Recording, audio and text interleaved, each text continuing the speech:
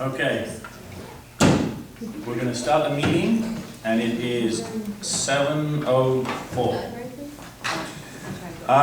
We're going to start the meeting. Item number 1, the Pledge of Allegiance. 1.1, I'm going to pass this over to Councilmember Lee. The Pledge of Allegiance tonight will be by Blair High School's Junior ROTC, which is led by Sergeant Hicks. Welcome. Color guard, attention! Carry, cutter! Forward, march, left, left, right.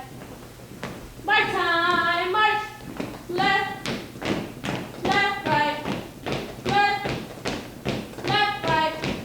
Color guard, hook, left, face. Present, colors.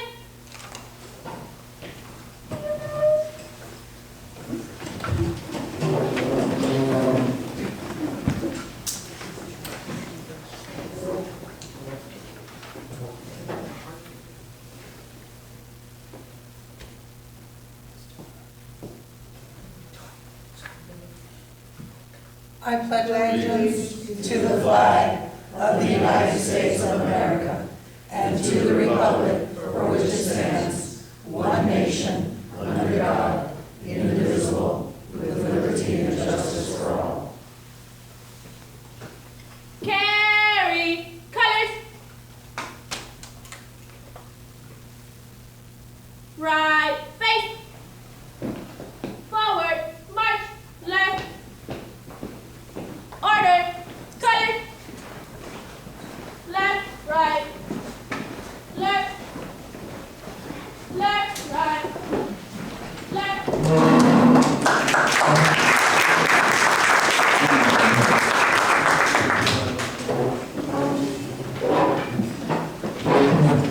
Well, thank you to the Blair's JROTC. If anybody else knows of any youth group around town that would be interested in the future to do the Pledge of Allegiance, we reach out to the community and we want them to partake. So please, if you have any suggestions, please let us know. Moving on to item 1.22, roll call with Councilmember Jones. Good evening. Council members, please acknowledge your name when I call it. Bakuri Izimi. Excuse me. Pat Sutherlen. Here. Jennifer Lee. Here. Dorothy Wong. Here. Jeff Simmons. Here. Victoria Knapp. Present. Billy Malone. Present. Aaron Cheetah. Here. Dr. Sandra Thomas. I'm present. Gloria Sanika. Okay. Antonio Becerra. Here. Nick Santangelo. Present. Reginald Wilkins. Present. Sylvia Vega. Excused. Diane Markison. Here. We have a quorum with 13. Okay, moving on to item 1.3, Councilmember Sutherlen. The Executive Committee met on November the 12th and approved the agenda as presented. Copies are on the piano. Since then, there have been the following requests for changes. If you look at item 6, committee reports, please add 6.3, Altadena Town Council Holiday Party Committee. Are there any other additions to the agenda? Okay, in that case, I move that we accept the agenda as amended. All those in favor? Aye.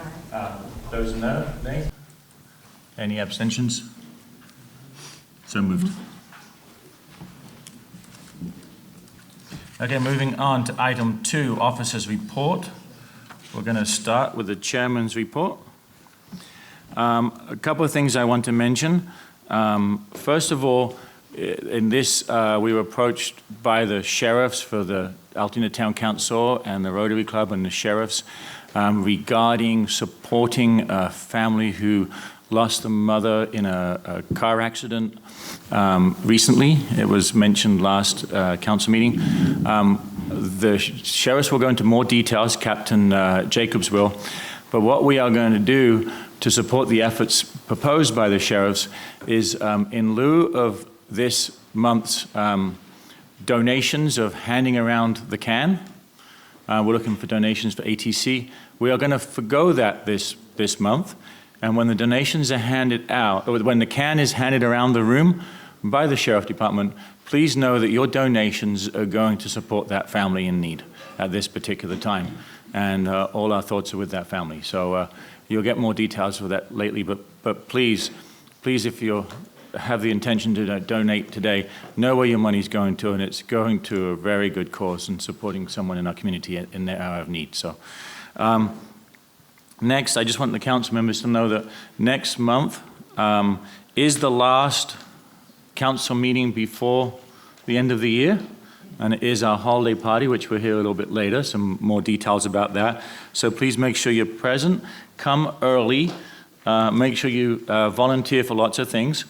We're going to need to help, as we'll hear later on, about not just setting up, but packing away and support with our community members and helping them enjoy the party. But come early. If you are new to the council, or you are not happy with your headshot, the sheriff will be setting up a station outside, a picture station before the meeting, and we'll take pictures and headshots of the new members and anyone who wants a replacement of the headshot. So come early and dress nice. And that's it. That's the chairman's report for this one. Oh, one thing I want to mention, one more thing. Because it's the last of the month, there's a lot of groups around town that are doing a lot of donations and things for the holidays. Everything from the toy drive with the sheriffs, with the fire department. If any of the groups are doing any reports this evening, please make sure you let the community know at this meeting what you're doing as far as fundraisers or support for the holidays or outreach to the community. Please add that to your report, because next month will be too late. And then if you have any of those or events, please get the information in a PDF and get it to our corresponding secretary, Councilmember Wong, and we can also post it on our website. Okay, thank you. Moving on, officer report, item 2.2, Councilmember Sutherlen, Vice Chair. Okay, thank you. As indicated on the agenda at tonight's meeting, general public comment will be item number 5 on the agenda, right after the Altadena community reports. Comment cards are located in the back on the piano, like this. If you'd like to make public comment on any topic, please fill out one of these cards and hand it to a council member at either end of the table here, and we will call on you at the appropriate time. Then please come to the podium. You have 2 minutes to make your thoughts heard. We do not respond to comments at the meeting, but if you would like us to give you a response, please make sure we have your contact information on the card so that your council member can then contact you. I have one announcement to make that we received from the office of Assembly Member Chris Holden. Wants to announce a holiday open house and shoe drive at the 41st Assembly District Office, 600 North Rosemead, on Tuesday, December the 3rd, from 5:30 to 7:30.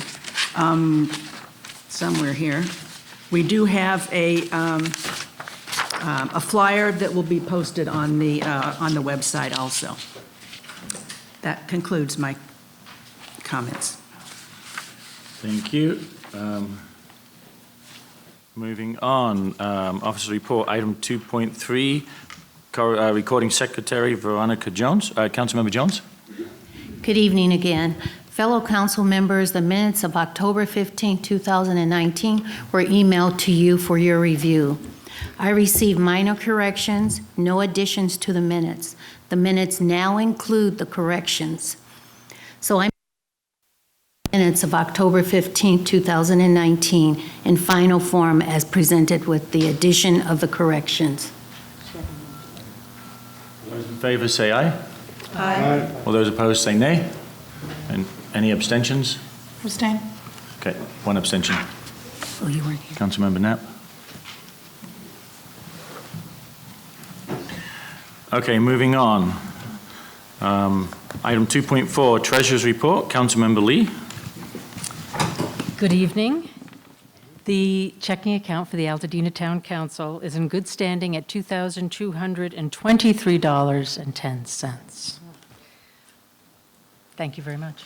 And don't forget, we're going to hand the can around. Yes, the can will be passed around, but we're going to do something a little bit different tonight. Yeah.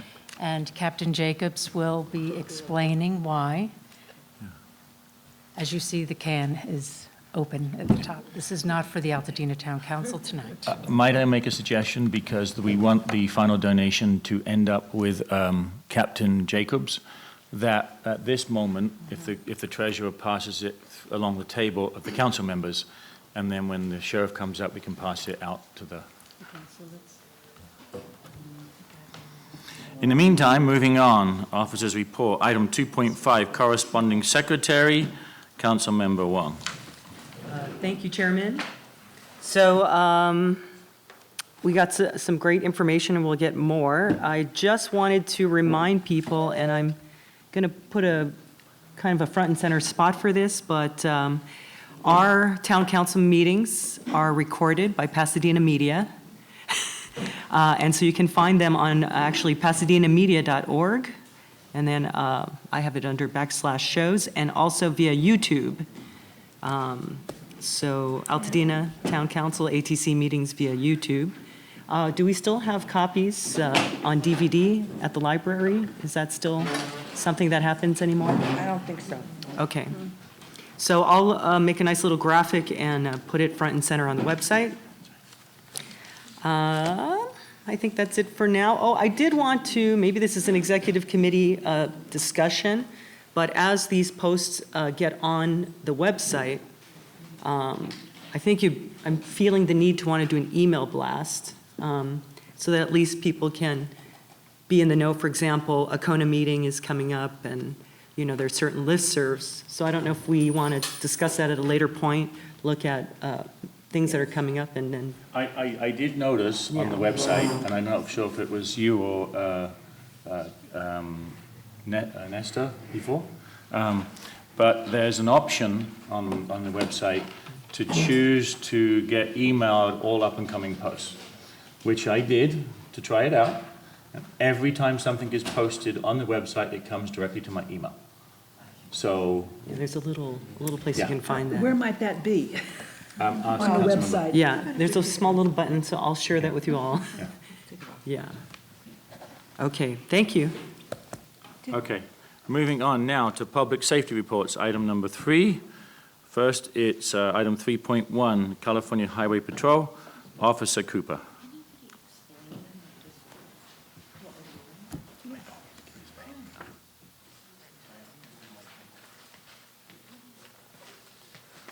Good evening, everyone.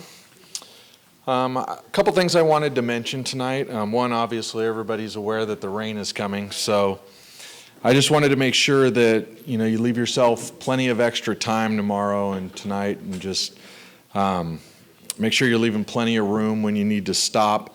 And when you're around the schools, just be extra cautious, because the roads are going to be slippery. It's the first real rain we've had in a while, so probably a good idea to... Hopefully we've done this by now, but just make sure that your tires and wipers and defroster and stuff are all working and in good shape. One thing I wanted to mention is that the Altadena area, we've been down a few officers for various different reasons for the last few months, but headquarters was aware of the situation, and it looks like we're going to be getting 11 new officers coming to the Altadena CHP area in February. So we're going to have a lot of training going on for a few months there, but in February we should get an onslaught of new officers to kind of help out with the community a little bit. Other news, BMW won the contract, so our motorcycles are going to be switching over from the Harley-Davidsons to the BMWs again. And it looks like we should be seeing those starting to hit the field in January. They're at the academy now, so we should be getting those coming in after the new year. Couple event-wise, we've got our Chips for Kids that's going to be kicking off November 30th through December 22nd. I think they're kicking it off at the Citadel, but there's donation booths set up. One's at our office, we usually have one, and there's usually different ones set up all throughout the communities. And if you could just donate a new unwrapped toy, then what we do is we distribute them to kids in need that are in our specific community. So, and then it looks like December 14th, we've got our Christmas tree lane lighting ceremony that's going to be going on again. So CHP will be helping out again with that, trying to keep all the traffic under control and the roads locked down so we can get that ceremony started. So other than that, that's all I've got, unless anybody's got any questions for me. What date did you say for the tree lighting? The tree lighting is December 14th is what it looks like they've got scheduled for. And what was the date you said you were testing the toys down until? It starts November 30th and it'll be ending December 22nd. So it gives us a little time to pass out the toys before Christmas. And then at the office, your location? You can donate right at the Altadena office. We usually have a box set up at the Altadena office that you can donate. And I'll try to get you some information on where some different locations are. So that way if you want to put them up on your website, you can do that. Excellent, thank you. Thank you. Oh, we have, I'm sorry, Officer Cooper. We have one more question. Quick question. From a chatter recently on social media about a gray Challenger that has been kind of raising hell around Altadena. Are you guys aware of it? I'm not aware of it, but I'll send you something. yeah, send me something. You got my email address, right? Okay. Do you know what in particular census tract that seems to be an issue, or is it just in general? I've heard up and down Lake. I've heard across Altadena. Okay. Mendocino. Wow. It's, Yeah. the guy's kind of just out there raising hell. Okay, yeah, give me the info, and if you got times and that kind of thing, we'll try to help me out. Okay, thanks. Sorry, and thank you. Okay, moving on. Public safety report, item 3.2. Oh. Nick, yes, you're supposed to give it to her. Oh, okay. This floor is Captain very slippery. Jacobs. I just want to be clear that the gray Charger is not me. Just a little disclaimer, Officer Cooper. Okay, good evening, Mr. Chair, fellow town council members. A couple announcements I have. It brings me sad news about this family, this Fuentes family.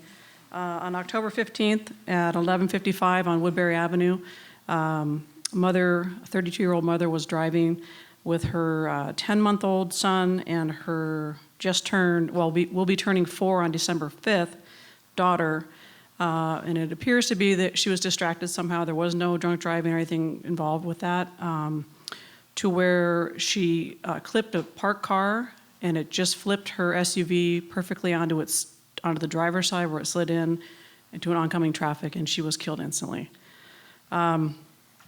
So what we reached out to is basically partnering with the Altadena Town Council, the Altadena Rotary, Grocery Outlet, and various members of the community, as well as our sheriff's station. We've reached out to the family a couple times for obvious reasons, but they're just devastated, as you can imagine. And they even had like a Pozole fundraiser for funeral expenses. So they appreciate everything that we're doing. They're very, very humble. They don't expect anything. They just know that this community is very tight, and it's very unfortunate. The daughter, like I said, she is turning 4 on the 5th, and I guess the family really loved Disneyland, so they're going to go ahead and go to Disneyland, even though they won't have their mom there. So anyway, I'd like to pass the can around. I am very thankful for my town council, your town council, that they're partnering with us to raise some money for this family. We're going to get gifts for them.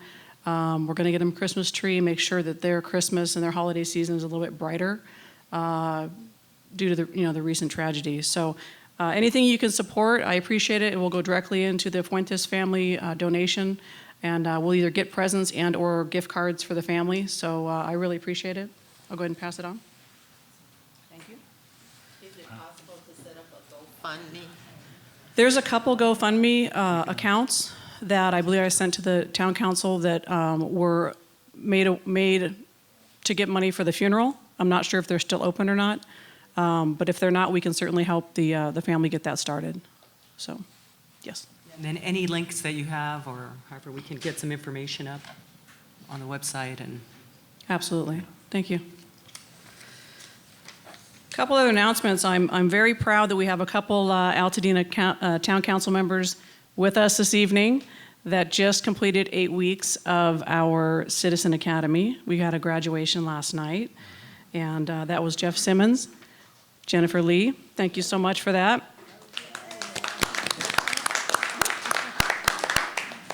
So we had a graduation. We actually gave them certificates and Stonefire grills. So there is a dinner involved, a certificate involved, and there will be more coming. We're going to try to do at least 2 a year. They do take a lot of time. We have to get guest speakers that come in, a little organization, but well received. We haven't had a Citizen Academy since 2012. So we're going to bring those in, and really a lot of positive feedback that I appreciate, and we'll make changes next time. Another announcement tomorrow night, the 20th. I'm sure you've seen on the Acona website, various other websites. Our Homeless Outreach Services team, our host team, which deals with all homeless-related issues for the county sheriff's department, will be given about a 30 to 40-minute presentation tomorrow night here to talk about our protocols and things and what constitutes an encampment, so that you're just better well-rounded people and understand some of the issues we face and people suffering from homelessness face. Talked about the Christmas tree lighting already. The Altadena Food and Toy Drive giveaway will take place on December 21st at Farnsworth Park at 9 a.m. That's it for the announcements. We'll go into briefly into some of the crime stats. Overall, Part 1 crime is up 11%. Homicides, robberies, or rapes, there were 0 and 0. Robberies were both a strong arm type. One was an attempt strong arm. 3 juveniles approached a victim that was pumping gas, asked for money, and as she got a little frightened about that, went to get in her car, and she was able to drive off and avoid them, but they were up to no good. Aggravated assaults, they went down from 6 last month to 3 this month.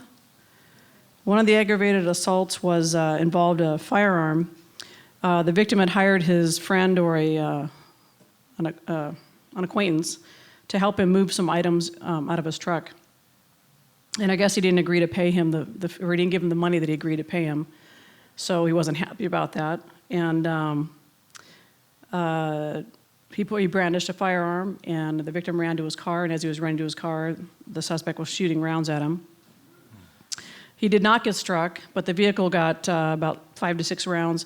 We've since served a search warrant, arrested the suspect, and retrieved the guns, so that's a good case. Residential burglaries are up this period, 7 to 15, from 7 to 15 in November.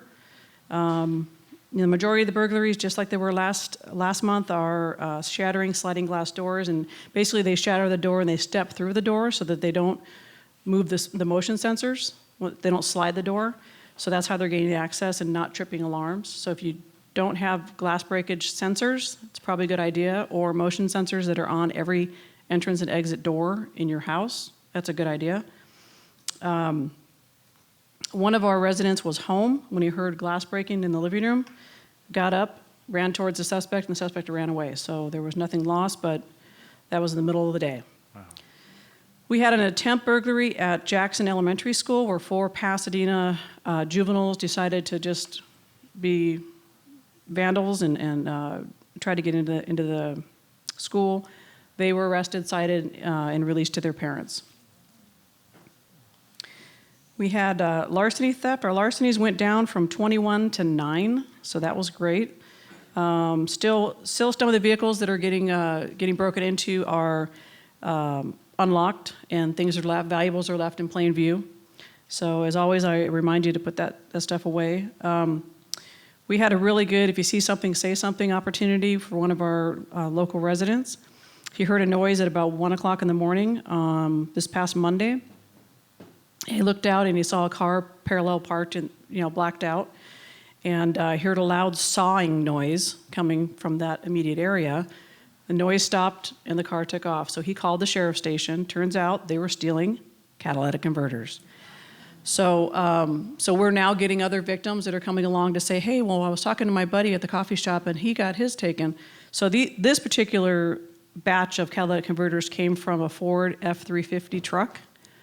In the past, I think, has been Priuses. They're about $1,500 to replace, and they have a street value about $200 or $300. So they're still out there, but these guys, two gentlemen from LA were arrested later. We found the car cruising around the area, and that just goes to show you, if you see something, say something. And the deputies were on it, so they arrested two people from LA. And we had a search warrant that was interesting on the beginning of October. We worked with our Altadena Detective Bureau and the Parole Compliance Team number 5. They served a search warrant just outside our area in Pasadena regarding some of our identity theft cases that we were working on. The primary suspect was a female Asian. She was arrested along with 2 others. We also discovered a stolen RV that was full of over 100 pieces of identity theft evidence. Card making devices and blank cards and everything you can imagine that makes a profile, and so we're going through that. Also, a .380 caliber pistol was recovered with that group. So we've been busy, but never too busy for some fun. So we're looking for some fun in December, and we'll be at the tree lighting, obviously, with the CHP and everybody who's out there. Having a good time with that. So with that, if you have any questions from the town council? My first question before anyone, where's the can? It's right over, it's over there. You have it, okay. All right. Okay, questions? Councilmember Simmons? Not a question, but a comment. For those of you that would consider going to the Citizens Academy, I'd highly recommend it. It's a great way to find out what goes on kind of behind the scenes, what the deputies are out there doing, why they're doing what they're doing, and just it also gets a lot more familiarity with, just what these people are that are running around with badges and guns and doing their thing. So I'd strongly recommend any of the community attending the next session to be announced. Thank you. I'm going to start this side of the table next for Councilmember Knapp. Hi, thank you. I just wanted to give you my sincere thank you after the fatality of the mother. I know that you and I had some conversations about what could we do along with Michelle from Grocery Outlet. So I was heartened to see the email that we're going to try our best to support the family. I do think that one thing we should consider doing is a gift card drop, because there are so many people that have gift cards that they're never going to use, that are unexpired in California in their wallets, and those are really fast ways to get cash for the family in the form of gift cards. So it's something we could consider doing. They literally could drop them off at here or at the sheriff's station, and we could see what kind of balances are on them. Anyways, just a thought that came to mind, because we've done it before for other families that were in need, because people really don't cash them in off. Did I hear correctly that was a volunteer opportunity? Yeah, no. Love you. But I will work, I'm happy to work on it. Thank you. Thank you. Okay, moving around, Councilmember Sneaker? I just wanted to put some cash in a can. Oh, okay. It went by, it didn't come this way. Come on, Councilmember Fill Markinson. up the can. Fill up the can. We got it. Okay, my turn. Hi. This just happened over the weekend, and I'm sorry I didn't have a chance to call you ahead of time, so if you don't know, I'll understand. I understand that there is vandalism going on New York Drive, people throwing rocks through windows. The deputy that came out, I happen to own a property there and had a rock through the window. The deputy that came out told my renters that it was happening on New York Drive, that this was not the only incident. So I just didn't, maybe you can take a look and just see. I don't know how they were gone, there is no suspect, they ran away. So Are they throwing rocks at vehicles or Yeah, residents? through the windows, through the Oh. house's window, Got yeah. it. And then stole their pumpkin. I think they're teenagers. Me too. Yeah. So anyway, if you haven't heard about it, no big deal. And like I said, I apologize. I should have called you ahead of time. But just if you could take a look and see if there's any pattern or anything that we can try to stop. Yep, will do. And listen, thank you so much. You guys should be really congratulated for the activities that you gave through tonight, of the hard work that everybody's doing. It really helps us feel safer. So thank you. Thank you. Yeah. I just have one quick question. With the holidays coming up, obviously I'm sure with all the new items that people have in their cars and their house, that it is a high crime season. And what can the regular residents do or should do things that we may not be aware of to protect ourselves? I mean, obviously not leave items in the car, make sure they're put away at home and not on display of the window. I mean, is there anything in particular advice that you can give at this point to keep that numbers lower? You know, some of the things thank you for that question. Some of the things that we've found that have been helpful is when you leave your residence, close your blinds. We've had a couple different Ring cameras where you see the guy looking through this beautiful home with a fantastic view, and then they smash your window. So close your blinds. You're less likely to be a victim because they don't know if you're home or not. The porch pirates, when you have all these gifts delivered to your porch, if you can deliver them to your work or somebody you know who's home or a neighbor or Hoopla. Hoopla, yeah. Excellent. That's going to be very helpful because it's going to happen. It's rampant, you know, when it starts kicking up towards the holidays because everybody wants to get a free gift. So help us with that. If you see something, you know, somebody driving slowly or following a UPS truck or a FedEx truck, that's usually what they do. They're not real slick about it, but they end up getting some good stuff. So, yeah, don't be a victim of that if you can help it. Okay. Good question. Thank you. Thank you. Any other questions? Thank you, Captain. Thank you. Okay, moving on. Item 3.3, Altadena Fire, Maria Grycan.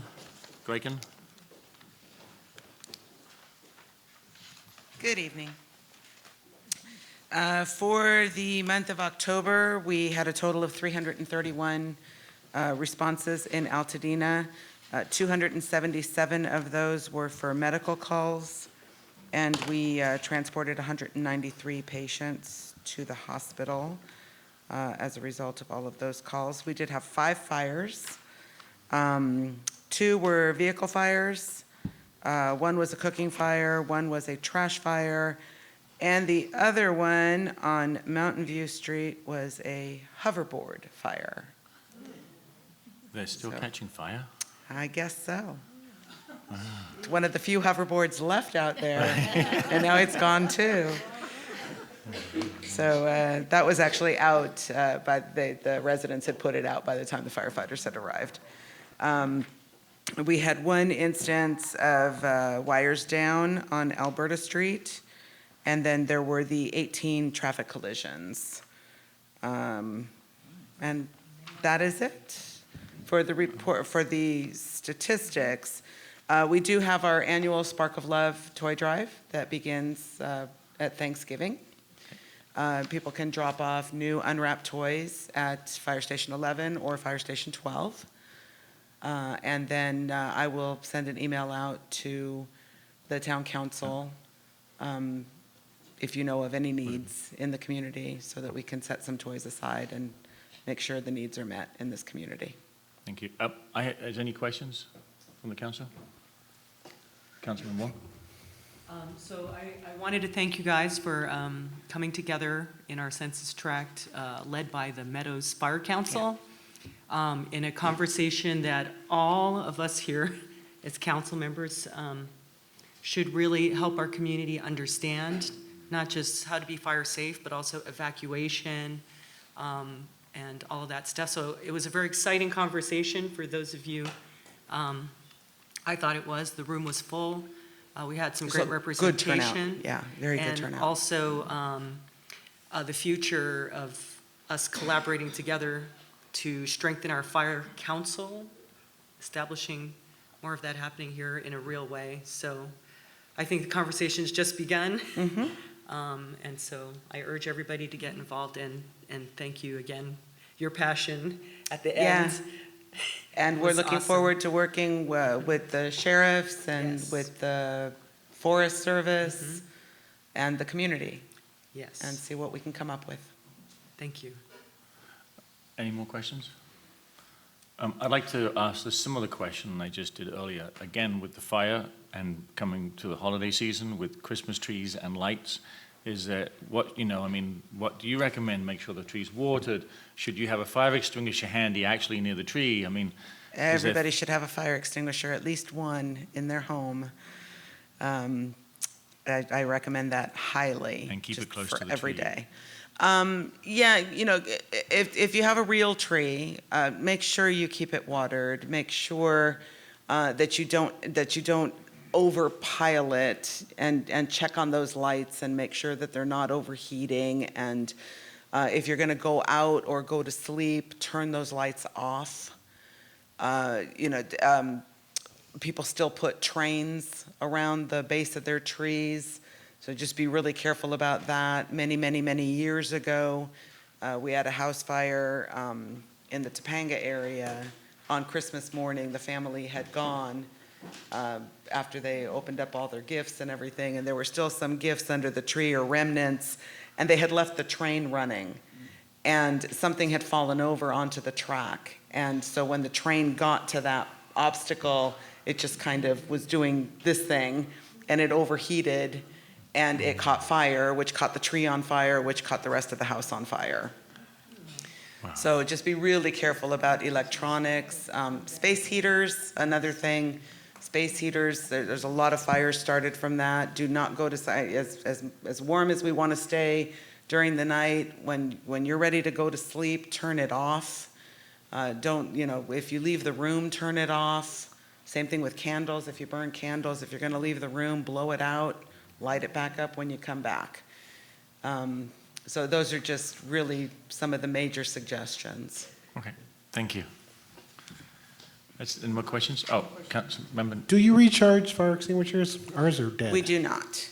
Okay, just have to buy a new one, basically? Well, if you have a rechargeable extinguisher, you can look in the yellow pages and find a company, the yellow pages. What are those? What's that? Okay, now you know how old I am. You can Google.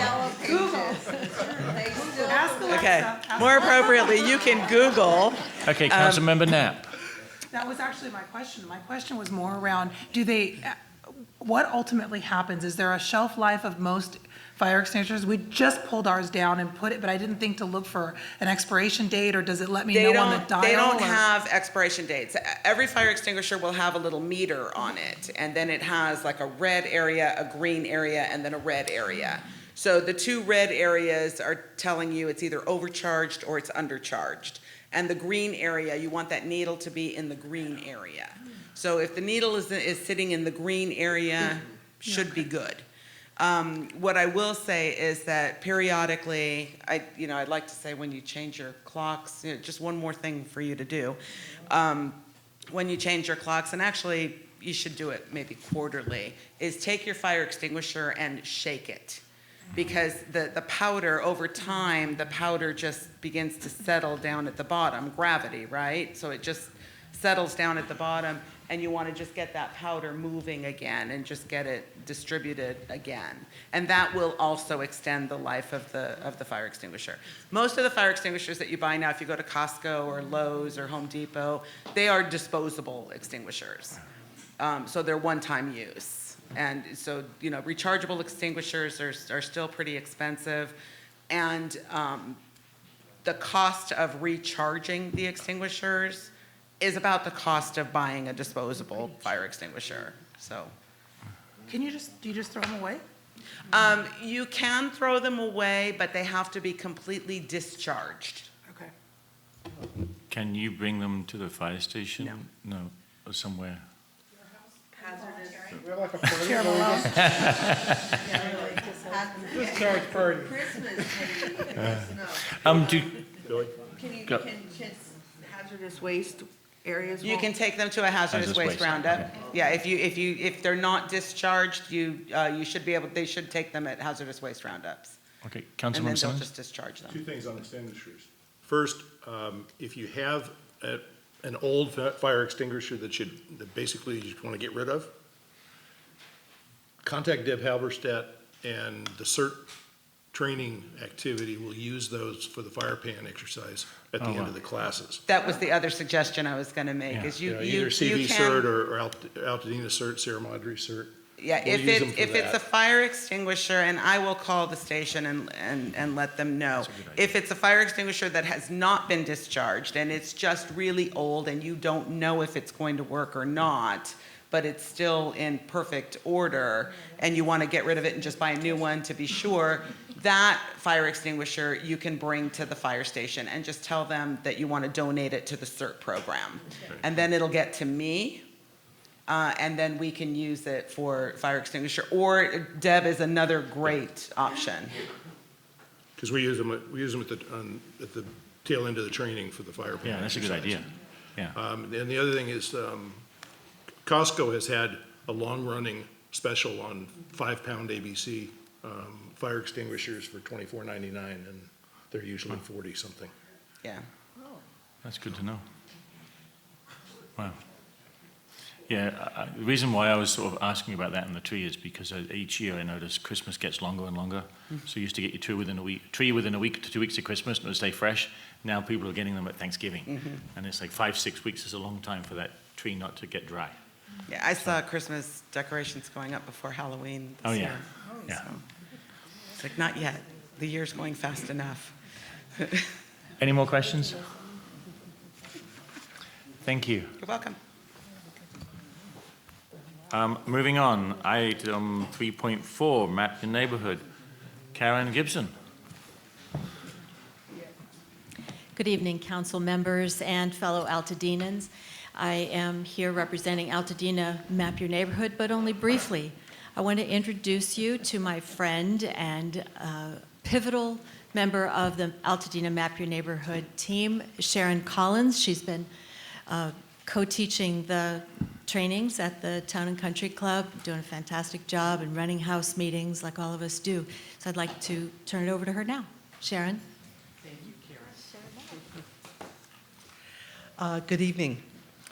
I just wanted to, before I get into a little bit about Map Your Neighborhood, tag on to Jeff's comment about the Sheriff's Citizen Academy. It was excellent. And I think all of us could benefit. I can say of the 8 weeks, I got something out of every night that I didn't know. So I highly recommend it also. Now, as far as Map Your Neighborhood disaster preparedness goes, it is now the National Disaster Preparedness Program. And in fact, it's international. I think there are about 30 countries that have adopted it too, because it is so easy and so effective. Our Altadena Map Your Neighborhood Committee's focus is on earthquakes, although we know there are lots of other disasters. Even in Altadena, there are possibilities. But the principle of neighbors helping neighbors transcends all disasters. It helps anybody recover when we're in it together and help one another. The chair of our committee for about the last 6 months is Ann Nolan, and she and I, she's the committee chair, and she and I now do the Map Your Neighborhood trainings at our lovely Altadena Town and Country Club. It's a lovely place to give the trainings, and they are very supportive of us. What we've done is we have shortened the trainings, and they are now 2 hours with a slightly different combination of information. We talk first off about what to do during an earthquake, and then because so many people came because they wanted to hear information about how to get themselves and their families prepared, personally prepared, we also provide more information about that in tons of handouts. And then we also, of course, train on the Map Your Neighborhood program.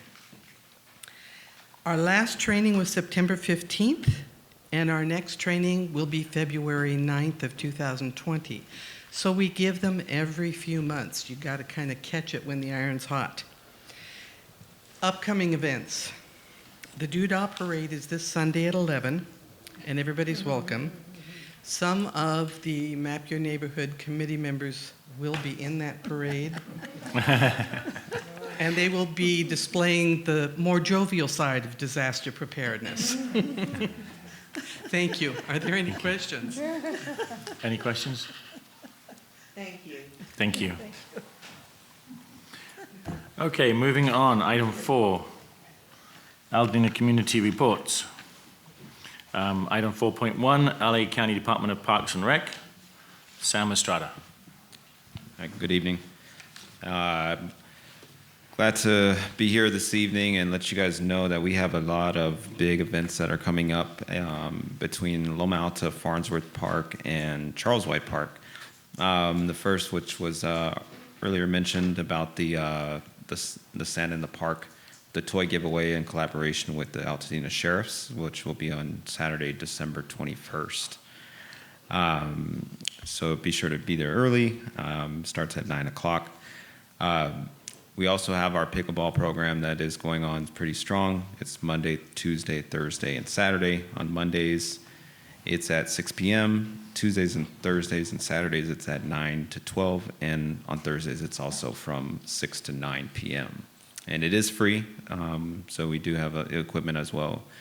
So if you don't have any pickleball equipment, you can come up and join everybody up there. And also the courts are, if you don't know, they're newly refurbished. They look amazing. They have new nets, new lighting, which is really good. It's a lot better. It's better improvement than what we had previously. It's LED lighting, so it's lit. I mean, one side of the court can light up the whole court if you haven't been up there in the evening. But we have a good attendance. I know the rain might push people away, but once it's dry, you'll see it's a great court to play on. At Loma Alta Park, next week they will be having their Thanksgiving camp. It's $75 for those that attend, and they will be taking the kids on a field trip. That's included in the pricing, and it's 7:30 a.m. to 6 p.m. for those that are interested in enrolling. They are taking enrollment right now. I will mention this now. We are going to also have a winter camp at Loma Alta, and that will be on December 23rd. They obviously will be off for Christmas, and they'll be off for New Year's Eve as well. Yes. So it's $75 for the enrollment, and they'll be going on field trips for the holiday camps as well. They'll be taking them to a roller rink on December 26th and Knott's Berry Farm on January 3rd. On Friday, December 6th, we will be having a winter ball, and the entertainment will be the Downbeat Express featuring Jennifer Gates. They'll also be having ballroom dancing as well. It's free, but they are asking that you bring a toy for entrance, and the toys will be donated to 5 Acres. So they're looking to make a donation of toys to 5 Acres for anybody that does attend, and the events is only for adults. So, again, and I'm sorry, I didn't give the time. The time will be from 6 p.m. to 10 p.m. on December 6th. We will be also taking our registration right now for our basketball program, and that's from 3 years old to 14. It's a $65 enrollment, and the season will be starting in January, but we will be starting our assessments on December 18th. Our teen program, I've mentioned that many times in my presentations, is our Hour Spot program that we've been running consistently at Loma Alta. They're also doing a toy drive, and it will be on December 13th. And again, those toys will be donated to 5 Acres, and they're looking for toys anywhere for kids from ages 5 to 13 years old. And that can be dropped off. It doesn't necessarily have to be dropped off during the dance on December 13th, but it can be brought to the park, and you could just let them know that you would like to make this donation to 5 Acres. And I'll mention this now too, is that we'll be having our toy giveaway at Loma Alta. It's our annual toy giveaway, and it's going to be on Saturday, December 21st, and it will be the registration starts at 11 a.m., and the event starts at 12 p.m., and it's co-sponsored, and we get our toys from the Highway Patrol. So this is our annual toy giveaway. It's, I would say, come early if you're going to go. We usually get anywhere from like 250 to 350 families that come up there to get a toy. So show up early, and it's a lot of fun. We'll be having a lot of entertainment, and the toys for the kids and everything that day will be free. And then lastly, our Christmas toy giveaway for Charles White Park will be on Saturday, December 14th. And the registration is at 11 a.m. and the event starts at 12. And that also is co-sponsored by the Highway Patrol. And it's for youth ages 13 and under. And again, everything is free. We have toys that will be for the kids. Also, the coloring contest, jumpers, arts and crafts. And it's a lot of fun. I encourage you guys to come out to all 3 Christmas toy giveaways. I do know that the Christmas toy giveaway for Farnsworth and Loma is on the same day, but if you're able to attend both, I appreciate that. Check it out. Any questions? Yes. Okay. Councilwoman Sutherlen? You have flyers for all of that? Yes, I'll be sending them to Dorothy so she can Right, post up okay, online. good. Yes. Thank you. Any other questions? Councilmember Knapp? Is there going to be a snow day this year? Oh, yeah. Yes, there will be a snow day. The date for Loma Alta, I believe it's the 27th. It's the week following the toy giveaway. That's, 27th of, yeah, of December, yes. Okay. That's after the holidays. Yeah, they didn't get, I'll be able to mention that and next time and give you guys the flyer. We have time. Yeah, right, Yeah, right. We have time. But it'll be tons of snow out there and everything, just like how we've done it the last few years, and we'll be having free food that day as well. So it's on a Friday, or Saturday, I'm sorry. That's, yeah. December 27th. 27th. Yeah. Or Saturday, Day I'm after sorry. Boxing Day. Yeah. Friday, yeah, sorry. Friday. It's going to start, we usually start around, in the afternoon, around 2 o'clock. But it's usually there because it takes the guys a while to get the snow out there. So it takes them a couple hours to really get it Until the snow packed. lasts. But yeah, the kids come out and they start playing in it. And then usually as the time goes on, the families start coming out and enjoying the snow. Sounds like fun. Any more questions? Thank you. All right, thank you. Okay, moving on. So, item 4.2, Chamber of Commerce. Is Doug Colliflower here?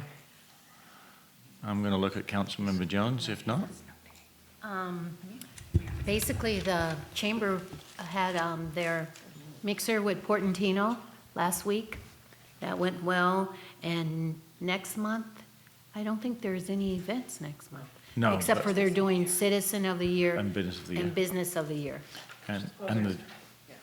And the date for the dinner? Diane can give. January something. It's the last Friday in January. Okay. January 30th. Yeah. Oh, January 30th, okay. Yeah. So That's save the when date. The awards will be given, Yeah. and we'll have, dinner at the country club, I guess, this week. Okay. And are they still accepting applications for citizen and business? closed. That's closed. Okay. And then the awards, when is the date they're going to announce the winner? I Do don't we know, know? I'm not on the committee. We don't know yet. Okay. All right. Any questions? Moving on. Item 4.3, Altadena Library. Terry Andrews, Board.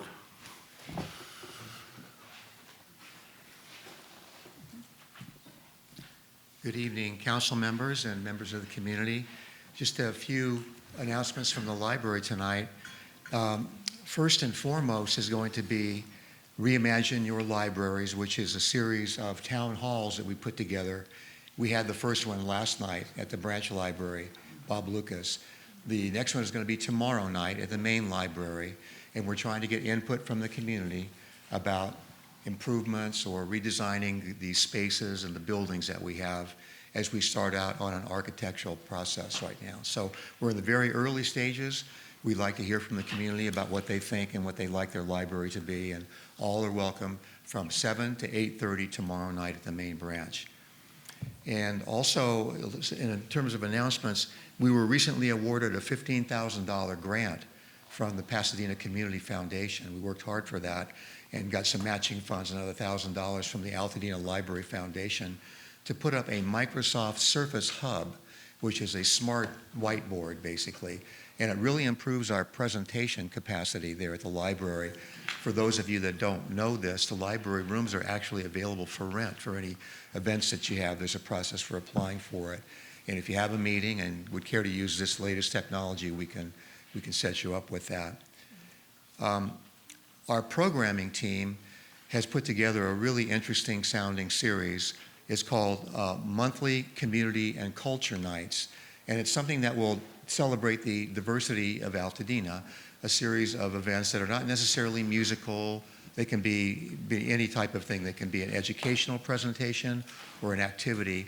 And the first one coming up is going to be the Klezmer Ensemble, which is a Jewish musical group. And one of our board members, Betsy Kahn, is actually the bass player for this, so I'm interested in seeing this. This will be on December 9th at the community room there at the Altadena Library, the main library. And then if you or anybody you know has an idea for a cultural event for people that you're involved with, you can contact us at hello@altadenalibrary.org, and you can apply to present or whatever your community group would like to do. So those are some of the things that are going on at the library. I'm standing here tonight in place of what I hoped would be Nikki Winslow, our new director. And she's been on the job for 2 weeks, and as much as she wanted to be here tonight, she had a pre-existing HR library conference up in Monterey, so she couldn't be here. Please expect her next time. For those of you that have not met her, she'll be here to introduce herself, we hope, unless something else comes up. And I also wanted to give a personal thank you to some of the council members who have been involved lately in some of our library projects. We had a couple of council members show up last night to our town hall at the Bob Lucas Library. Really appreciate the input. And I know you've been involved in our strategic planning process, which is very close now to being studied and ratified by the board. Our next meeting is going to be Monday night at 5. So thank you very much for your involvement and the activities at the library. Are there any questions? Any questions from the council? No? All right, thank you very much. Thank you. Moving on, item 4.4, Christmas Tree Lane, Scott Wardlaw And Tony Ward. and Tony Ward.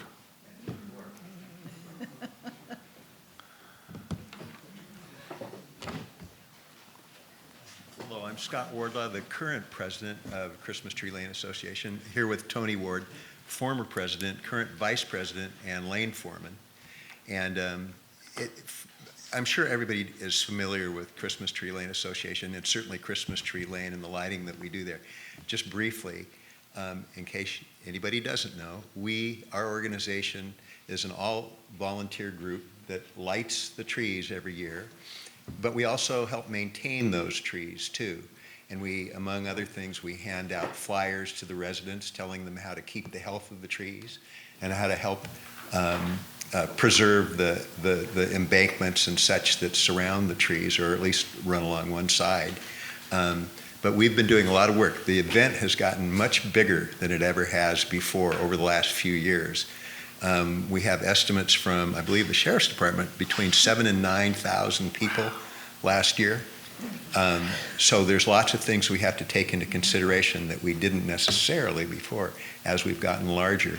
But if I can, I'd like to have Tony explain some of the things we've done as far as getting the trees up, the lights up into the trees this year, which was completed last Sunday. A little ahead of schedule this year, so we did well.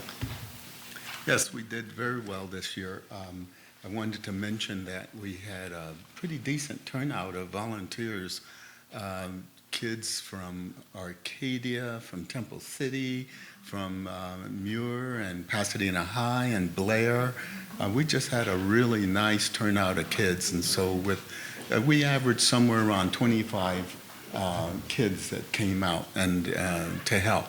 And so we made very good progress, so we're real happy about that. I would like to mention that the result of the drought, we lost 2 trees, 2 big trees. They've since been replanted. Of the 26 that were identified, we only have 1 remaining that is may not survive, but it's struggling, and we're trying to get it to hang in there. The difference between this last drought we had and past droughts, because the droughts have been historical here, have been this drought we had most of the trees that we lost in our area was due to the beetles. The beetles did not exist in the numbers they do now. And so that was the scourge. Though the biggest problem for our trees remains the oak root fungus, the residents' irrigation practices during the summer, the heat of the summer, watering the trees. That's what kills the trees, and it still remains to be our biggest problem. Were you going to mention the Winter Arts and Crafts Festival? I was going to talk about the lighting ceremony. Okay, great. Go ahead. Well, our lighting ceremony is coming up. It's historically been the second Saturday of December. And this year that puts us on the 14th, which is a little later, but every year it's the second Saturday of December. And this year, as I said, it's much bigger, and so we've had to change our plans a little bit to accommodate the larger crowds. We have many more porta potties, and we're placing them in various spaces along Santa Rosa Avenue. But also, if you noticed it, and I hope you were at the event last year and will come this year, we have Mariposa closed off for about half a block on each side of Santa Rosa. The stage will be in the center of that intersection. We'll have porta potties at each end of Mariposa in the library parking lot, and we will have food trucks along the side of Mariposa, the west side of Mariposa, facing the Girl Scout camp, as well as as we usually do, in the parking lot of the library. And we have partnered with the library. For years, they have let us use their community room for our board meetings and the parking lot for what we call our winter festival, where all the vendors are and the food trucks, as I mentioned. So this year, we decided to, as a thank you, a tip of the hat to them, we're lighting 3 of the trees in that parking lot. And last Sunday, we had many volunteers from the library, and we had lots of kids turning out as they usually do, and they get community service hours with us for that. And we had hoped to build 12 lines to put up in those library parking lot trees over the course of 2 days of 3 hours each. But in our 3 hours, we got 25 lines done. So way more than twice what we had wanted to do in the time that we had planned on. So that was great. The community was wonderful. It far exceeded our expectations, and it was like a well-oiled machine. We had the ample space and the ample volunteers to set up that whole operation, and it went very quickly, and it was a lot of fun. So thank you to everybody that came out and helped us, especially the library. Thank you. And so next Sunday, we will be putting those lines, completed lines, up in the trees. We start from scratch. We just have wires, we add the sockets, we add the plugs, and it's a big operation, but we got it all done. I'm very proud of that. Also, since we're so much bigger, we have had to increase our volunteers, our staff, really, for that event. So I want to welcome anyone that would care to volunteer for our event this year, because we have 3 times as many, or the need for 3 many times as volunteers that we did before. And I'm hoping you guys will all consider that. One of the things that we've done is as part of our safety recognition, we have purchased harnesses for all of the people that volunteer with us that climb up in the trees. We now have basically rock climbers harnesses that will keep us safe. Another thing that we have done this year is we've encouraged homeowners along the lane to decorate their homes as well, and we will be giving out an award. We have a committee. We will be judging the houses that take us up on that offer, and we will have a marker, a plaque, and a cash prize for the best. We have several different categories, but we will have several different prizes to give out this year for the homeowners along the lane. I have here, in case any of you weren't sure about what time and what was going to happen, I have a little green flyer that's back in the corner by the donation can, and we have a copy of our newsletter that went out just this last week. And we also have, we did this very optimistically, we have our membership drive newsletter with an envelope in case any of you are so inclined, and we hope you will be. Did you have anything more to add to that, Tony? No, that was it, basically. We are going to try and purchase a truck, so we will be having a fundraiser. Up till now, it's been donated equipment and rentals, and so we want to get a dedicated truck, so any donations will be greatly appreciated. So you can help us out by joining membership or turning out and helping us put up and take down, which takedown begins in February, by the way. I'm glad you said that. Thank you. Any questions from the council? Councilmember Wong? What is your website? You have a website. Yes, it's www.christmastreelane.org. I'm looking at .org. Okay, .org. And not surprisingly, we have two of our student liaisons on the board who are in charge of that website. Bring them. The rest of us are dinosaurs, you understand? Yellow. I have a couple of comments, is that I know the kids, if you have a kid at school age or high school and are looking for hours, it is a great opportunity for them to make their hours and have a lot of fun. My daughter does it, as I'm sure Tony remembers. She was there like last week or the week before. They have so much fun, then they go and end up having lunch at Tony's. And I'm sure that you get more than ample volunteers putting the lights up because of the excitement of the holidays coming. But after the holidays, we have to remember the same process has to happen.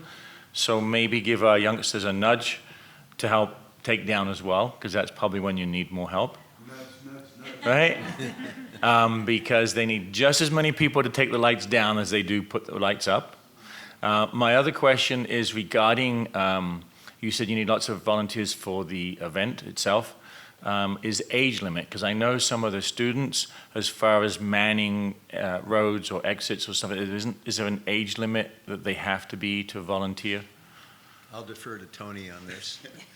Actually, all comers, we will find Okay. there are plenty of things to do. We do have restrictions on age for some things. We never allow anybody under 18 to go up in the trees on the ladders, for instance. And there are certain jobs that we'd rather have experienced people on, but there's plenty of volunteer positions available for kids, teenagers. And that's right through to March, right? To February, volunteering. Yeah. But we need a lot for the event. Do you have? How did somebody contact you? Just come out on the lane Saturdays and Sunday mornings from 9 a.m. until noon. All the month of February and most of March. Okay. If the street is slippery with rain, we won't be working. Even if it's not raining, if the streets are wet, it isn't going to happen, just for safety's sake. Can they contact through the website, email? Yes, they can. Okay. But just coming out, they will see signs. We have signs out, and they'll let you know where we will be working. If the street is closed off and blocked, you know we're there for sure. And then you were mentioning you're going to be doing fundraisers for the truck and other things. With the storage facility, is that currently rented? Aha. Or are you looking for someone to donate commercial space, and is that something you maybe want to spread out in the community as well to save money for the organization? We are looking at all the above. Okay. Currently, the Las Flores Water Company has been very gracious to Okay. allow us to park a storage container, a shipping container there.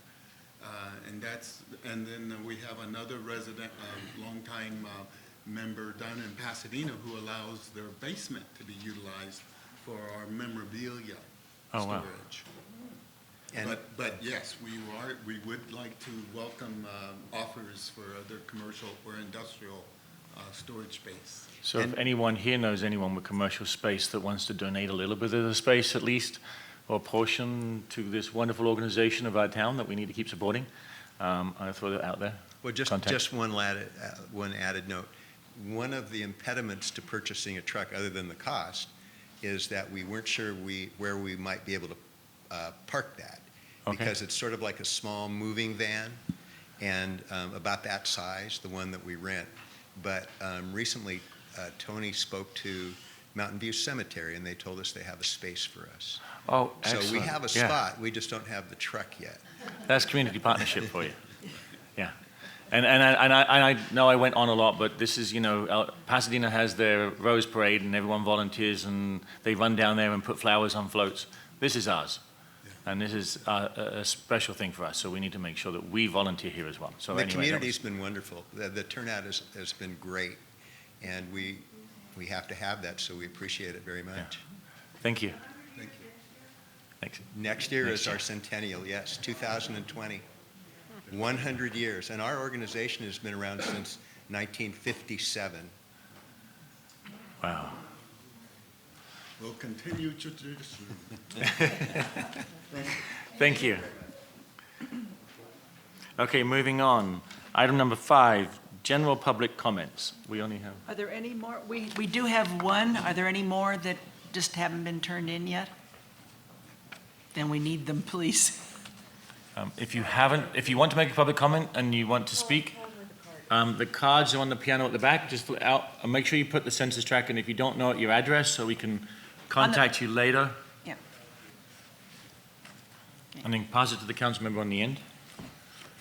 So meanwhile, Granny, please.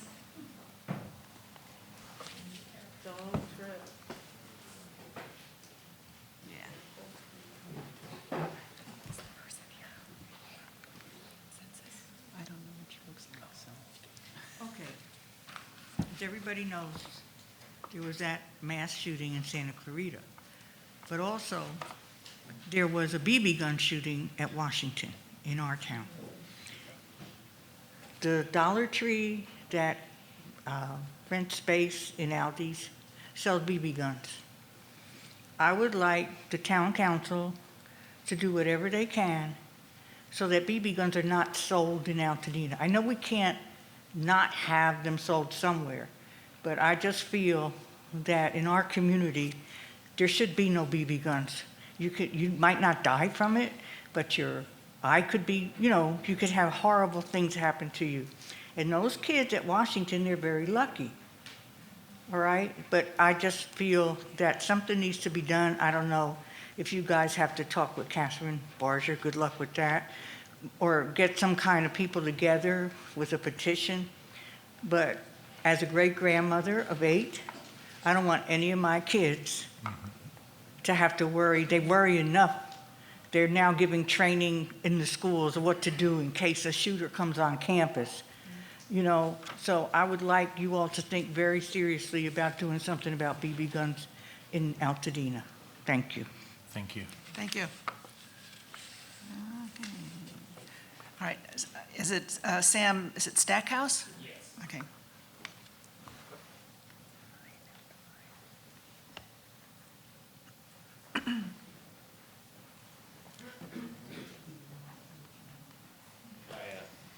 Thank you for giving me the time to come up here and speak.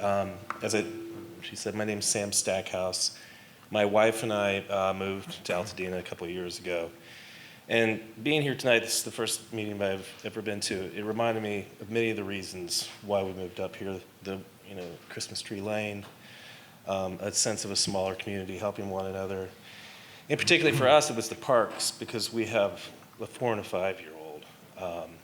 And unfortunately, recently there's been a problem in the park where we live near, which is Farnsworth. There's a growing homeless situation. And I understand this is a problem all around this community, all around Los Angeles, all around the country. At the same time, it makes it very difficult for the people living near this park to enjoy it as we once have. My wife, because there are men in the park at all hours, she's afraid to run anymore around there, which is something that she's always done. She doesn't want to bring our children down there for fear of disease, because there's dumping, there's all kinds of trash in other bags. Obviously, you know, we are very sympathetic to the people who are experiencing this, but we also want to see an actionable plan, and we want to know if there is an actionable plan to confront this growing problem.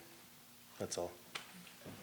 Can we just mention, I'm not answering your question because we don't take them, but you might want to be here in this room tomorrow night because, thank you.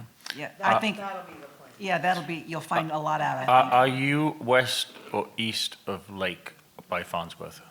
We are literally directly behind Farnsworth in the Altadena in the. But is that west or east? Yes. West of Lake. So then you can contact me offline because I'm the council rep for that area. So we can talk offline, just so you know. Okay. You can get, my name is Billy Malone, so billy.malone at altadenatowncouncil.org, and that's how you can reach me. I appreciate that. Okay? Thank you. And then I know, not answer to that, but does anybody here on the council know, talking of the homeless situation, we should be having the homeless count coming up in January. And does... Judy's going to do it. Judy's going to do it, and It's all right with can she come to the council and maybe make a, or maybe would. send me something to pass out? Mr. Chairman. Maybe- The executive committee. Maybe I'll contact Judy and have something sent out to everybody. Yes. And then maybe me and Gloria can go back out again and count. But it's, just on that topic, it's good to call and get as many council members as we can on the homeless count. Again, that's coming up in January, so we just need the details. Would you like to make a public comment? Just a public comment. I know that we're having a meeting tomorrow in regards Did- to the homeless. Would you like to fill a card out and make it official? Because we're on record right now, on it's going to be on TV, so for the record, if you'd like to fill a card out and make a public comment. Otherwise, you can talk to us offline afterwards. We will be. Okay, all right. That's all. Okay, it's billy.malone at altadenatowncouncil.org. And just so everybody knows, depending on what census tract you're in or where you live, if you take any one of our names on this plaque, on the name on the plaque, right? Oh, go to the website and our names will be there. Everything's And then there. you can go from Phone there. numbers, yeah, Yeah. everything's there. Okay. Okay. See what you started. All right. Okay, moving on. We're going to item number 6, committee reports. Item 6.1, Land Use Committee. Diane Markison? Yes, so we had a land use committee 2 weeks ago tonight, that meeting, and reviewed 2 projects, but did not take any votes on them. We did, however, determine next steps for those projects. We will have another meeting the first Tuesday of December, which I think is the 3rd, and maybe taking a vote on a cell tower project on the north part of Lincoln, which they gave a presentation 2 weeks ago. So please come to the meeting if you can. It's at 7 o'clock on December 3rd here in the community room. That's all I have. Any questions? We don't have any votes or anything, yeah. No. Okay, moving on. Item 6.2, Safe Streets Committee. Councilmember Wong? Hi, yes, thank you. So we are sort of looking at 2020, but an exciting thing is we're trying to finish up the Jackson Elementary CPBST, which is pedestrian and bicycling safety around schools. So we had a nice discussion at Jackson, and so we'll be doing some work. We had some new community members that were excited about safety, traffic safety in Altadena. So you can reach out via email right now. We're going to be planning some walk audits, and there's an amazing program that a lot of this data is going through, Berkeley Safe Trek. So they actually have some great data relating to pedestrian safety, bicycling safety, and so forth. And then where we're looking at some great upcoming events that we can do to highlight walkability. So we're doing some outreach and planning. And so if you want to get involved, just reach out. and then we'll get some fun activities going once the year moves along. By the way, Safe Routes to Schools programming and these safety assessments are ongoing. So if anybody in their census tract, schools that they're concerned about, this is a really great time. And then the county just passed a revisiting to have actually their bicycle master plan, and active transportation is the new word. So anyway, that they've got some stuff moving, which we'll be looking at Altadena again on how we move around other than just a car. So stay tuned, get involved. You mentioned the word walkability. Is ex-council member... Mr. Robinson? Yes. Robertson? Has he been part of Safe Streets? Because he did a big report on walkability all across Altadena several years ago. He So has he's still his very involved. Secret Santa. He's still around. So but he's a little still busy. involved. Okay. Yeah. I just heard the word and I went, okay, well, yeah. Okay, moving on. Item 6.3, Councilmember Knapp, the holiday ATC. Party. We call it the celebration. I wanted to thank you, Chair, for putting me in this position again this year. Veronica is co-chairing the Holiday Party Committee with me, and Pat has volunteered or been voluntold to join us. You will see, Dot, I will get you the flyer for the event. It is immediately following our next town council meeting, so that'll be on, you know what? This says December 17th, but why do I feel like it's the 19th? Am I right, it's the 17th? It's the 17th. It is the 17th, It is the okay. 17th. So I didn't lose my mind, okay. We will have carolers, we will have food. It has been a really fun opportunity to get together with the community. As it relates to my fellow council members, I will send out a Sign Up Genius. Last year we did it by spreadsheet, but this year we'll do it by Sign Up Genius, and it will let you have an opportunity to sign up for both a dish of some sort, whether that's a main dish, a side dish, a salad, or a dessert. And Bloomfield will also be providing ice cream again this year, as well as either set up or take down. So if we set up fairly, we set up right before the meeting, so usually by 5 we're here setting up, or 5:30, and then we have to store everything in the kitchen, and then the real issue is bringing all the food out, getting the table set up and everything after the meeting commences, or wraps up. So I'll send out Sign Up Genius. And I think the chair was saying that anyone who didn't sign up would automatically be signed up for cleanup. Yes. Yes. Yes. Right. There'll be whatever, if you haven't signed, there'll be designated tasks on the Sign Up Genius, and there'll be enough tasks for everybody. Yes. If you don't get to sign up, whatever space is left will be your task. Wasn't that correct? Yes, that's exactly right. Yes. Okay, senior moment. Oh, sorry. Like waiting. Can you send that flyer that you're going to send to Dot, can you send it to all of us so we can send it out to our email? Send that out list? Okay. along with the Sign Up Genius. On- It'll all on go social up. media. And then it will go up on the website. Yeah. And the chamber will have a copy of it as well as the library. And now you just reminded me of something for which I've now had a senior moment. Okay. So, I wanted to say that Elliot's choir will be here to sing. I was going to ask Pat, do we have anyone to lead the pledge at that particular meeting already lined up? Not yet. Not yet. Okay, so if there's a community group that might be good for leading the pledge prior to our big holiday celebration, please get in touch with Pat Sutherlen so we can commit someone to doing the pledge that night. Okay. That's it? That's it. Do you have enough members on the committee? Do you need more? Are you volunteering? No, but we can. No, I think as far as the committee We're- goes, we're good. okay. We're okay. All right. Okay, moving on.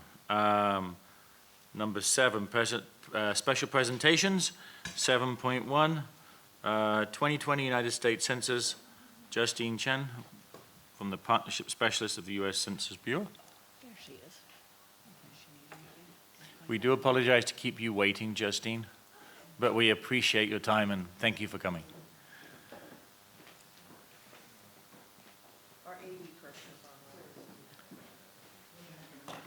Oh.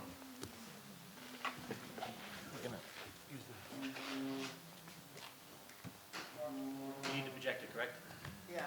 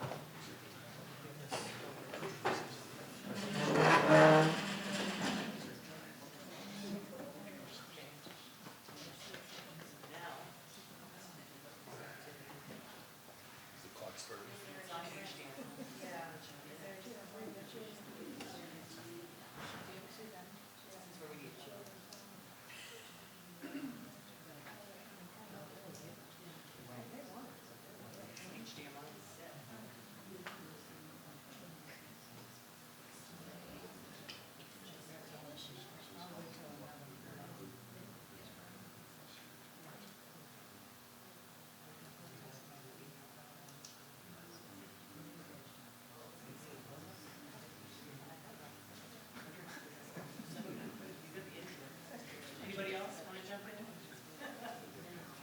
Need a meeting?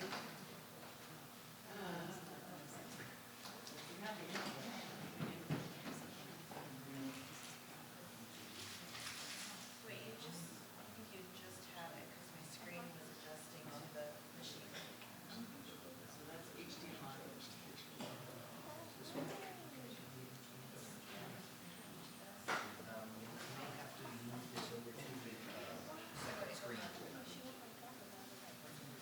We got it. Yay! Okay, let's move this up just a little. It is. That's it. Looks pretty good. Much focus. Yes, you can just speak there, so I can do the change. Okay. Do you mind facing this way?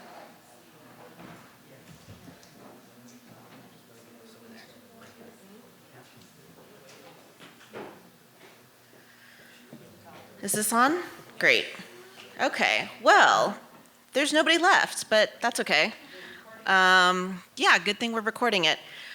So thank you so much to the Altadena Town Council for having me. Been trying to get here for the entire summer. Finally got here towards the end of the fall.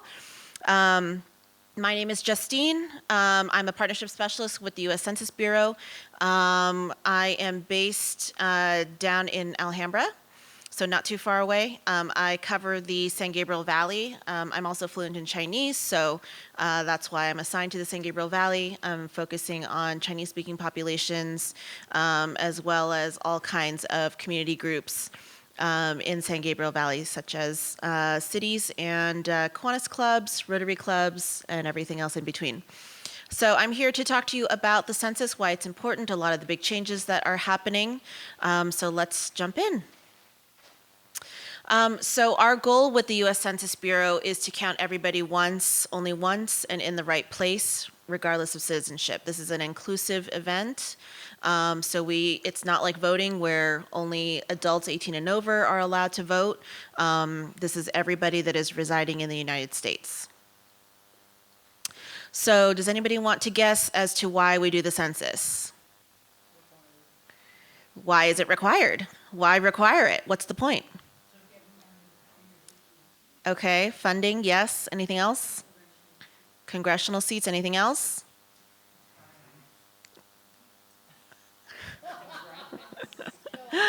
That's the most unique answer I've gotten.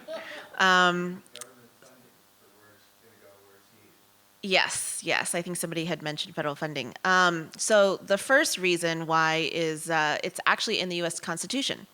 It's the 6th sentence in the U.S. Constitution. It's before all the amendments, before the Bill of Rights, before freedom of speech. So it's mandated by the U.S. Constitution that we count everybody once every 10 years. The first census was in 1790, the year ending in 0. That's when we have one. So next year ends in 0, 2020. So that's when our next one will be. In terms of federal funding, we have $1.5 trillion at stake.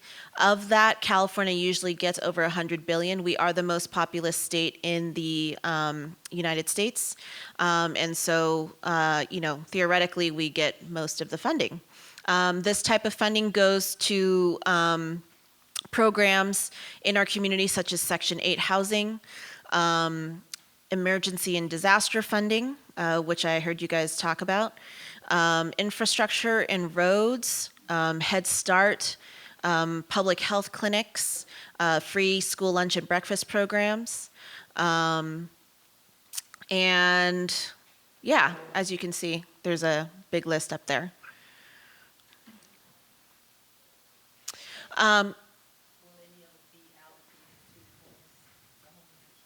Yes. So we do count the homeless.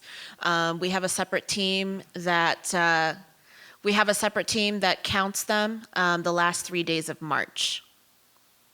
Next slide, please. So in terms of fair representation, we do use census data to determine how many seats in the House of Representatives each state gets.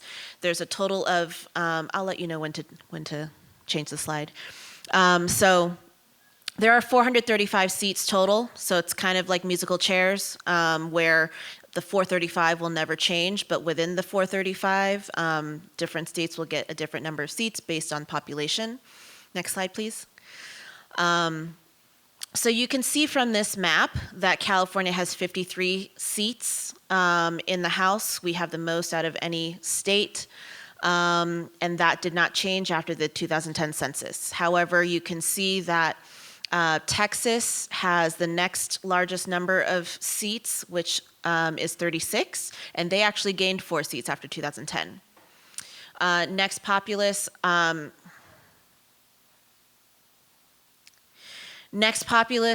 is New York and Florida. They're tied with 27 seats each. New York gained 2 seats and Florida lost 2 seats.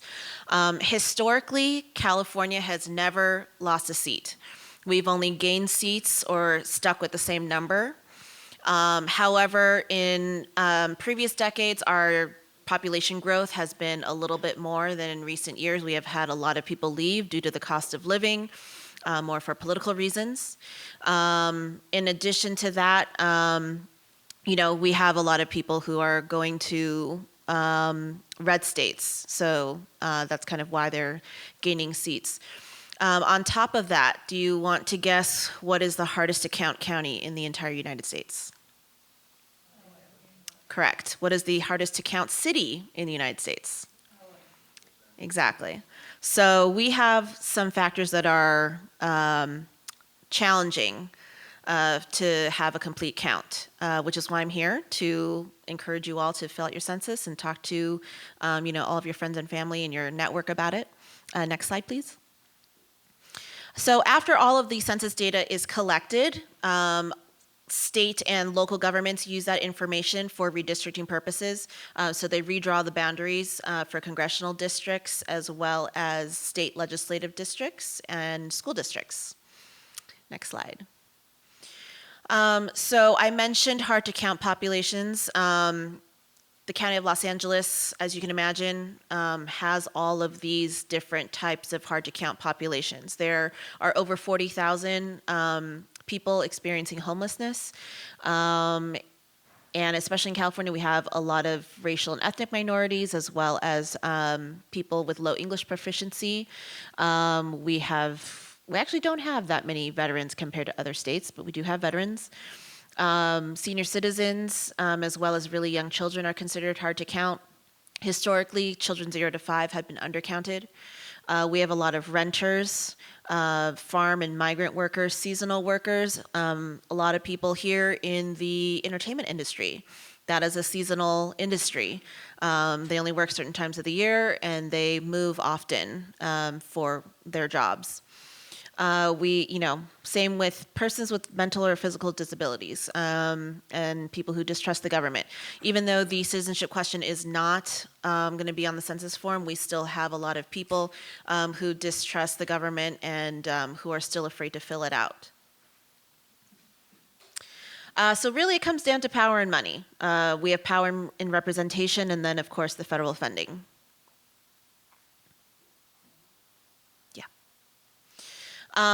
So all of your responses to any of our census surveys, not just the decennial census, are protected by U.S. Code Title 13. What that means is we do not share any of your information, any of the responses with any government agencies. We don't share it with ICE, we don't share it with Department of Homeland Security, we don't share it with DOD, we don't share it with intelligence agencies, we don't share it with the County of LA or the State of California. They can inquire, they can request information all they want, but we do not share any of that information. Census employees such as myself are sworn to a lifetime oath to protect all of this information that we collect. What that means is if I leave the Census Bureau and go work somewhere else, if I'm still alive, I am still bound to this oath until I pass away. Penalties for wrongful disclosure include up to 5 years imprisonment and or $250,000 in fines. Next slide. Not that we know of. If they have, we don't know about it. So one of the biggest changes is that we have finally joined the 21st century. It is now going to be possible to respond to the census online. In the past, we have only sent out the paper form, and so then you have to fill out the paper form and then send it back to us, and then somebody has to decipher the chicken scratch and enter it all into a computer, and then analyze all the information. Now with it being online, it's going to be a lot easier for us. It's going to save a lot of time and money and trees and manpower, hopefully. Next slide. So with the phone and the internet option, obviously it's going to be given in English, as well as 12 other foreign languages listed below. You will still have the option of filling it out on paper if you don't want to fill it out by phone or on the internet, or if you have challenges with accessing the internet. If you don't want to fill it out any of those first 3 ways, we will send somebody to make a house call. Well, we can't compel you to fill it out. We can only ask you to fill it out. Technically, it is mandated by law that everybody fill out the census. But, we are in the business of counting people. We are in the business of census data and demography and, processing all of those numbers and statistics. We are not in the business of law enforcement. So technically there is a fine if you don't fill out your census form. But to my knowledge, we have not tracked people down to find them. What I will say, though, I usually save this example for the end, but since you raised that question, The city of San Jose in 2010 undercounted by 70,000 people. How did they figure that out? So they know how many households there are, and by deduction, they figure out how many people did not fill out, how many households did not fill out the census form. With 70,000 residents not filling it out or undercounting, that equated to $20 million per year. So because we only do the census once every 10 years, if you multiply 20 million by 10, that's $200 million that community lost out on. So that's why we really encourage people to fill out the census. Next. So 95% of households are, instead of getting a paper form, they will be getting a postcard, and the postcard will have a website on it. And that website you will be able to access to fill out the census form. It's really only 9 questions. It's very basic. It's like, you can actually go on the website on census.gov and look at the sample paper ballot, or not ballot, I'm sorry, I'm getting it confused with voting because both happen in March. The sample questionnaire. It's your name, your date of birth, your race, you know, how many people you live with, are they related to you, do you rent or own? It's pretty basic. And so you will receive several reminders. With the last reminder, if you have not filled it out yet, you will receive a paper questionnaire. And we do all of this through March and April and a little bit of May, and then starting in May, as well as June and July, we will start making house calls for the people who have not filled it out. We wrap up everything July 31st, and then all of the information needs to be put into a report and presented to the president by December 31st, 2020. After that, the information is made available to local governments on March 31st, 2021 for redistricting purposes. Next slide. So if you're curious about where we have undercounts or where we have low response rates rather, you can go to census.gov/ROAM, R-O-A-M. What that stands for is Response Outreach Area Map. And you can see with the shading, the darker the shading, the lower the response. It's a little counterintuitive. So if you go to this website, next slide please. If you go to this website, you will see that there is a search box in the top left-hand corner. In that search box, you can put in your city, your state, your county, your zip code. If you know your census tract, you could put in your census tract. I put in Los Angeles County, City of Los Angeles. It will zoom in to that area, and then the grids that you see, those are all census tracts. Next slide, please. If you click on the census tract, it will pop up with the demographic information that we have collected for that census tract. So I clicked on census tract number 2060.20. You can see that their low response score is 37%. That means 37% of the people in that tract responded to the census. And then that's all of the demographic information that we have for that tract. And you can kind of surmise from that demographic information why they may have had a low response rate. For example, children under 18 living in poverty is quite high. It's 60%. Not a high school graduate, about 40%. So anyways, that's for you in case you're curious about your census tracts, and you know how you can, and figuring out how you can increase the response rate. Next slide. Okay, so we also have a program for students K through 12. We call it Statistics in Schools. If you go to census.gov/schools, you can find activities broken down by grade level as well as subject. And you can teach kids as well as adults, as well as pre-K, about the census through either math and statistics or geography, social studies, as well as English. And that's all free for you all to use. Next slide, please.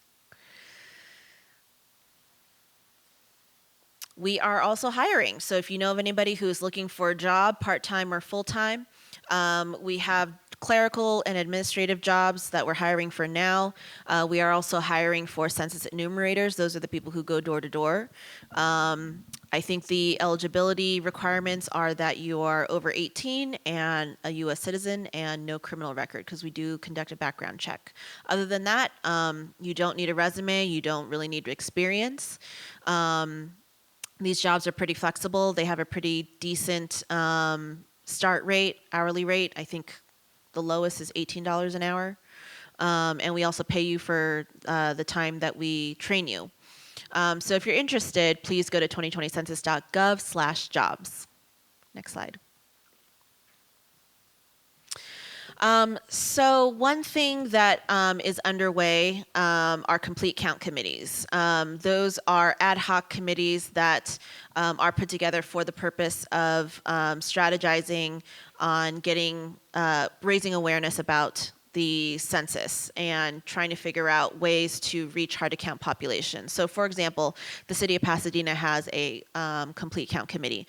The county of Los Angeles has a complete count committee made up of all 88 cities, as well as, I'm sure, unincorporated areas such as Altadena. So these complete count committees are ideally a cross-section of that particular municipality. So it includes not just city staff or municipal staff, but also education leaders, community organization leaders, faith-based leaders, and media, sometimes businesses, and anyone that is, can help with getting a complete count. Next slide. We are really depending on you as trusted voices in your community to help us raise awareness about the census and explaining why it's so important for people to fill it out. So we encourage you to fill it out. We encourage you to organize your communities, organize a complete count committee. Of course, we invite you to fill out the census and also apply for jobs. Next slide. Okay. This is the last slide. I'm sorry, the next slide is the last slide, I believe. So in closing, I just want to emphasize that the census will probably only take about 10 seconds of your time because it's really only 10 very straightforward questions, but it will impact your community for the next 10 years.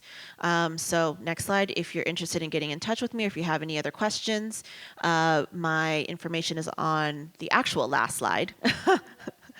And yeah, so that's about it. Thank you so much.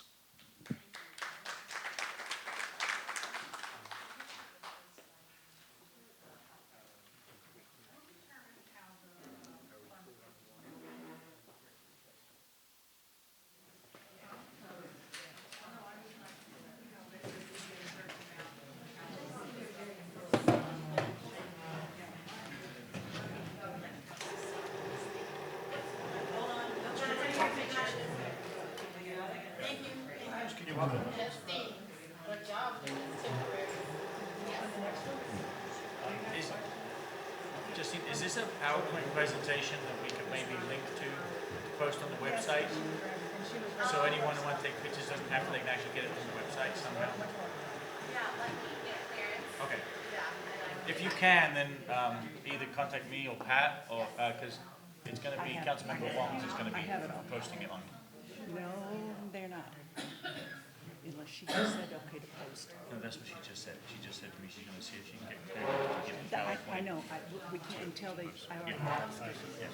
I had to go earlier. There's all kinds of questions. This is an important conversation, like how we're organizing to help the census analysis. Yeah. Do you know that answer? Or No, can we ask because, that? Are you sure? but we've got someone else that'll get that to us. I know you know who Yes. yours are. The county person will. Who's that? Whose name I just, at the moment, and. Okay. Can I get all council members back to the, that's my chair. Thank you. We're very close to the end of the meeting, so if I can have all council members back to their chair. And if anybody has any questions for Justine Chang before we round off that presentation. I do. Any council members have questions? I do. We need to cut it off. Okay, We have one more but, presentation. but we do have one more presentation, so we're going to make it short. Okay, Really go ahead. I'd Council like member. to know how to get to the map of the census tracts to read the reports from 2010. You had it up there. Like, I should be able to access that? The map with all the shading for the House of Representatives, or No. the? You had like a census tract report. You put in 2020.6 or something. You Oh put in yeah, a so that's census tract. census.gov/ROAM. ROAM. Yes. Okay, great. Yeah. Thank you. Any other questions? Councilmember Sarah? Yeah, so I went to your website and I saw that my census tract, along with Veronica's, 4610 in Altadena, was the only census tract that was hard to count. And so I want to know what you're doing, or what you're, what are some plans to What are to you get doing? that response? It's your census tract. Well, you're gonna get it out there. That's true. I'm here to help you. I'm here to help you figure out what you want to do and But how what are you your want to. plans? That's what I'm saying. And so, I mean, I'm because happy to work with you to try to figure out how to count, how best to count Just these let two him finish his census question. tracts. No, but I can tell him. Okay. The county will be working with us on that. Okay. Okay. We do have to move on because we have one more presentation. Yeah, sure. Will you be around, so if anyone has questions at the end, because we are close to being done? If not, they can contact you if they have any further questions. Yes, please email me or call me. I can leave some business cards here at this front table, and I'm happy to answer questions that way. Is that okay? I think that's it. Okay, great. Okay. All right, moving on, item 7.2, loan opportunities for small business. Carolyn Romo? Sorry about the long wait, but the people who are going to spread the information for you are sitting at this table. Well, fantastic, and this is quite even though I'm the last one, please hang in there. I promise it'll only be 5 minutes, but. As I say, everyone you need to reach is here, so we Awesome, are. and this is also very timely, coming right behind the census. So my name is Carolina Romo. I work for the LA County Development Authority. We are one of the county agencies that actually administers federal funds that are allocated to the County of Los Angeles based on the census. So we are the organization that's kind of the catch-all for everything from Section 8 to public housing to CDBG dollars to housing for the homeless, as well as the folks that fund a lot of the curb cuts that happen in Altadena. Hold on one second. If you have conversations, can we take them out into the hallway, because it's catching on the camera. Thank you. Thank you. So I'm here today to talk to you about two amazing programs that we have at the county, exclusive for the small business community here in Altadena. These programs, particularly our small business loan program, are funded by a number of different pools, being the CDBG dollars that come to us from HUD, Economic Development Act dollars that come to us through the Department of Commerce. These are your taxpayer dollars that are available for small businesses in Altadena and anywhere in LA County for that. So if you have friends in the city of LA, in Santa Monica, in Lancaster, we service the entire area. Back in the day, for those of you that remember, we're like Jerry Dunphy. We're from the desert to the sea to pretty much all of Southern California when it comes to providing services for small business loan programs. Our goal at the LACDA with the small business loan program is to keep our businesses here. Other states are coming in gangbusters and taking especially our big manufacturers to Texas, to Alabama, to Tennessee. We want to retain our jobs and create more jobs. And on that vein, we have these two programs I'm talking about to you today. First of all is our small business loan program. Brochures are in the back table for you guys to share with folks. Phone numbers are in here. This is a small business loan program, and by small business, we lend anywhere from $20,000 to $2 million right off the bat. If you have a business that needs more than $2 million, don't shy away, call me. It might require me to make a phone call to Supervisor Barger's office to get it through a big motion, but we can figure it out some way, somehow, even if it means I gotta piecemeal that loan with different funding sources to make it work. You know, what we really want to do is we want businesses to grow and to stay here in LA County. We are just like a bank, except we don't take deposits, nor do we call you every 30 days to refinance your house. The money is sitting in the coffers of the county.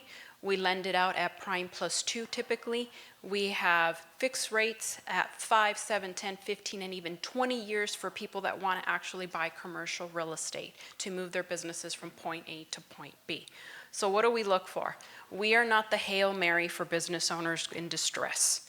We're looking for folks that can repay us back. Again, this is a loan program. We don't want to lose your taxpayer dollars. There has to be some kind of collateral. We just got a microloan program approved, which provides financing for $20,000 to $100,000, especially for those folks that are seasonal in nature. Maybe they're into the holidays and they need to get additional inventory to make it past this holiday season and only need $20,000. We are here to help them instead of them going to Square and other predatory lenders that are charging some of our borrowers up to $200 daily in interest. Our interest rates are fixed. There's nothing crazy about our loans. They're very straightforward. They require underwriting 60 to 90 days to close. So that's our small business loan program. Any questions, let me know. Phone number, email is here. We also have this really amazing facade improvement program for businesses in Altadena, known as Renovate. So this is actually a grant program for business owners to just clean up their facade, paint it, do signage. We did Oh Happy Days, the Old Dutch Bakery, that little strip of Altadena. We're currently working with the great guys over at Pizza Venice. So we're really trying to work hard. I'm working with Veronica on the Lincoln Corridor to get those additional folks. We were just talking about what do we do with Jim's Burgers? You know, I've been at that for a while. Help me out here, guys. What do we do with Jim's Burgers? Such a prominent corner, and we're really trying to work with something there. So what's the catch to this? It's a 10-year maintenance agreement. We do it all, soup to nuts, at our department. We have the architects already on the bench and contracted. We have the contractors. We have project managers. All we need is the owner to sign on the bottom line of that maintenance agreement, and we take care of it for them. So, I have a question on that. Sure. That's for the property owner? Yes. What is to protect in that process, what protects the business in that facility? So now you've remodeled the facade, and that property owner now wants more rent and increases it on the tenant in there. Because I'm thinking of one particular circumstance that I'm aware of, where there has been a facade change and the rent's doubled. So what is there to protect the business when you're actually trying to help the business? So to be brutally honest, there's nothing to protect the business currently. Today, we did pass our rent stabilization that protects tenants of residential buildings, but there's nothing similar to that for business owners, particularly with the Renovate program. To answer your question, we can renovate a facade today, and if the lease runs out 6 months from now, they can increase that lease double, triple, and there's really not much we can do about it. On the loan program, what we do is we require that the lease term, if they don't own the commercial real estate, to run concurrent with the loan term to make sure that they're protected. But since this is the grant and the whole goal of this facade improvement program is really to revitalize the areas irrespective of who's in there, just get them up and running. But I hear your point, and I will definitely take it back and share it with staff.